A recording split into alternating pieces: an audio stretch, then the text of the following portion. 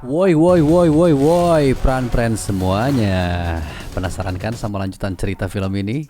Penasaran nggak? Penasaran lah, masa enggak? Oke pran, kalau kalian penasaran kita langsung aja mulai. Siang-siang buka puasa. Ngapain anjir, lemah anjir, pantun aneh. Udahlah, nggak usah puntan pantun lah ya. Langsung aja kita masuk nih.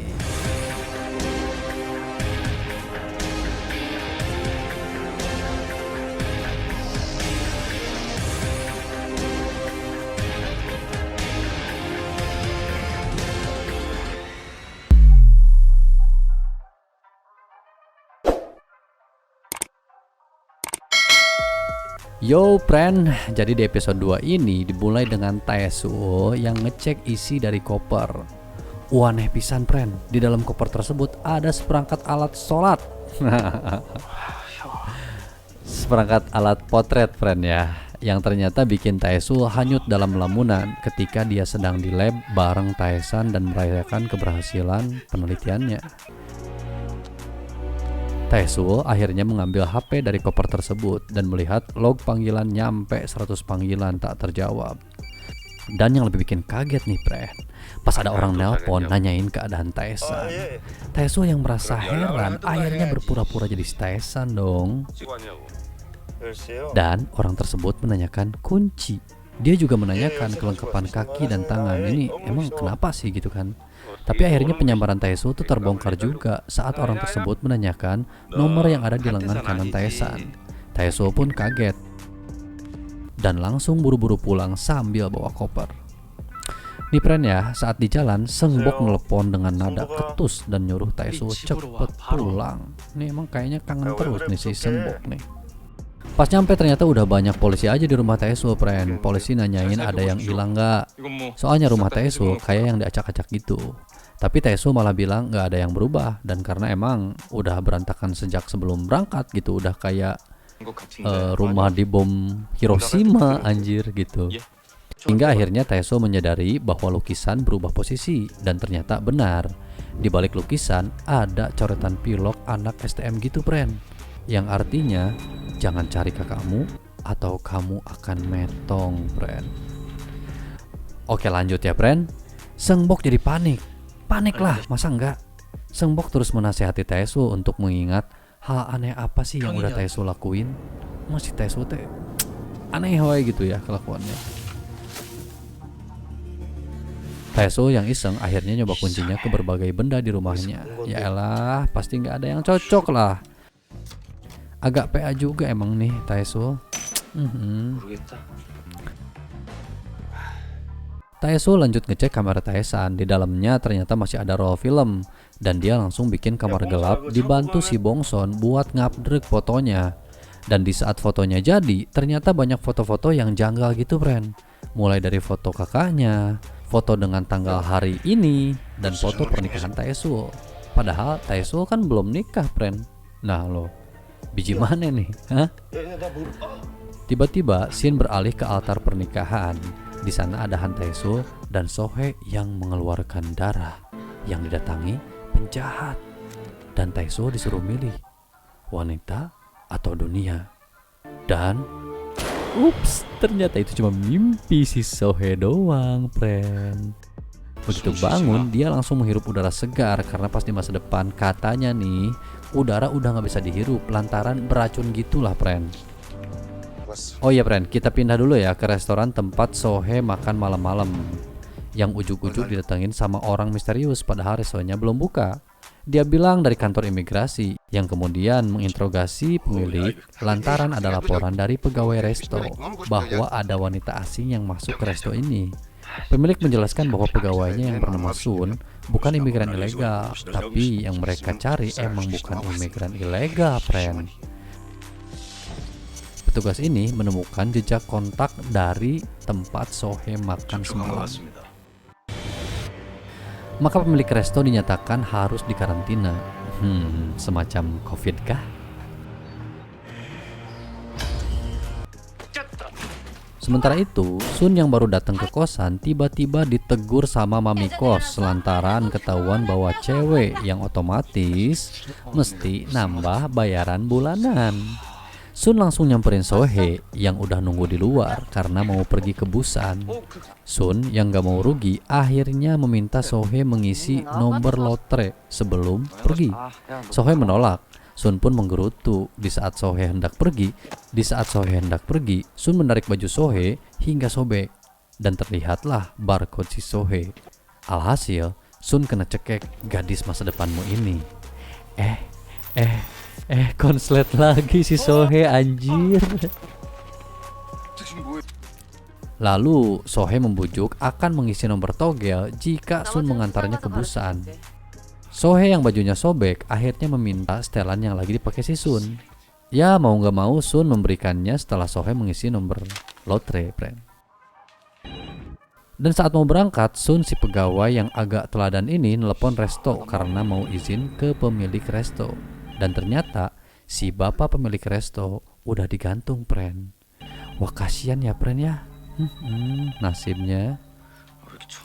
Tiba-tiba nih, friend, petugas tadi udah nyampe di kosan si Sun dan langsung mendobrak pintu kosan si Sun. 4 orang petugas bermasker langsung masuk dan ketika mereka udah di dalam, pintu langsung ditutup lagi sama si Sohei dan baku hantam pun terjadi.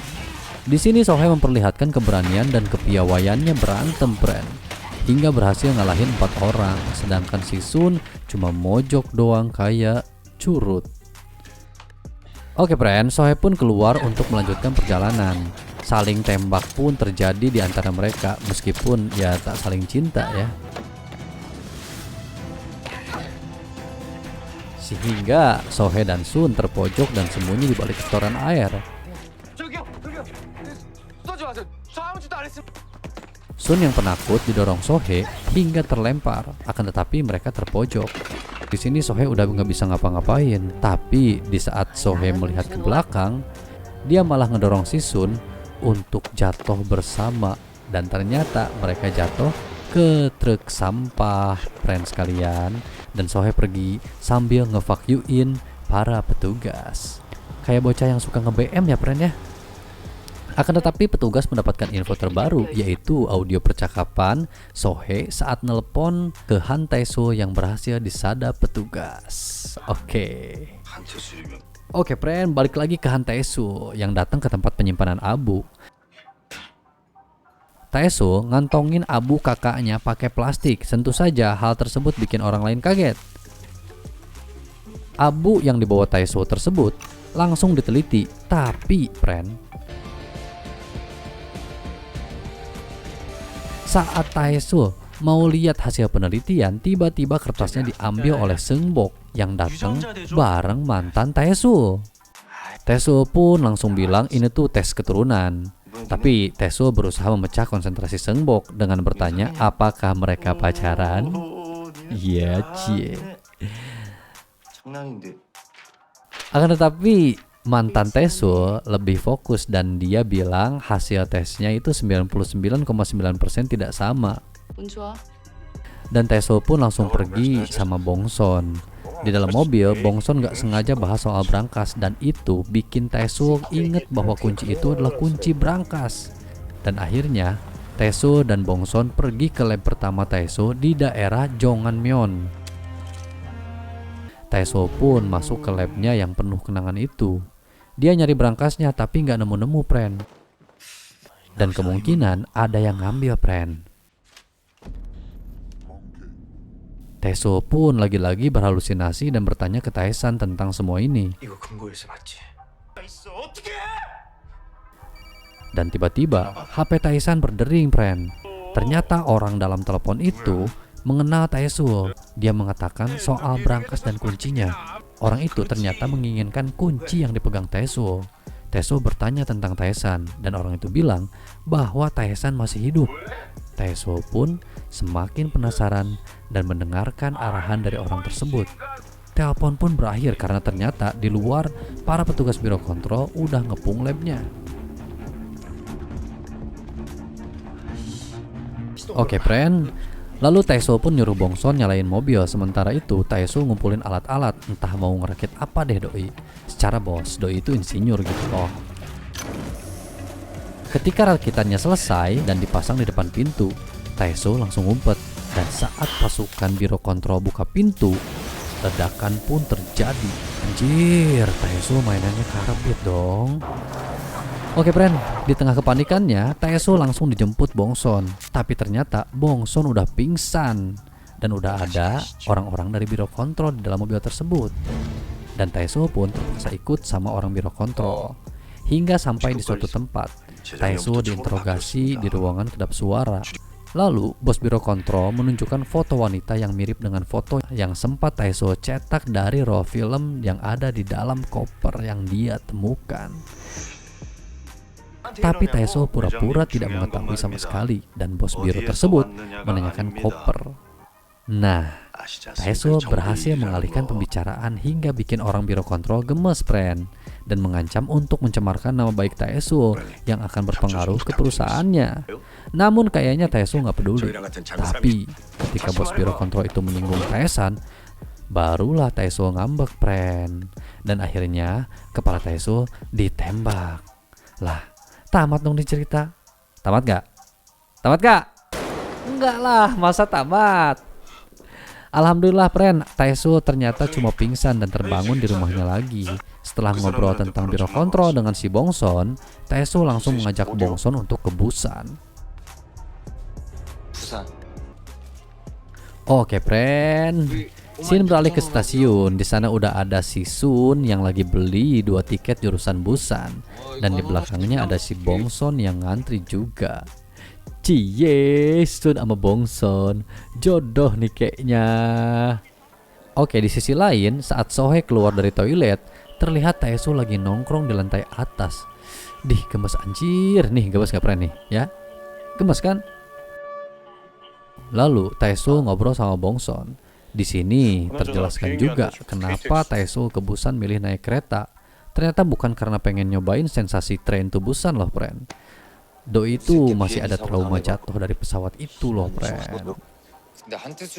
Oke, friend, balik lagi ke Sohee bareng Sun. Sun nyoba ngajak ngobrol Sohee karena melihat darah di perut Sohee. Sun jadi penasaran tentang biro kontrol tapi bawa pistol yang ngejar mereka di kosan tadi pagi. Dan saat Sun pergi ke toilet, Sohee mengisi kertas togel yang dibawa Sun karena Sohee sedikit empati saat mendengar curhatan dari si Sun. Oke, di sini adegannya agak bikin greget juga nih, friend. Ini nih, lihat ya. Taeso dan Sohee jalan berseberangan menyusuri stasiun. Hampir aja mereka bertatapan. Tapi sutradara mengatakan bahwa harus ada kereta lewat dulu. Jadi mereka nggak jadi tatap-tatapan.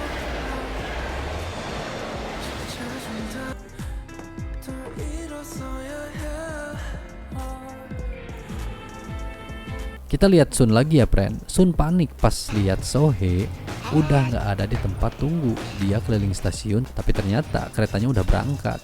Lalu dengan hush, si Sun nggak ikut ngejar juga sih, karena ya keretanya udah berangkat.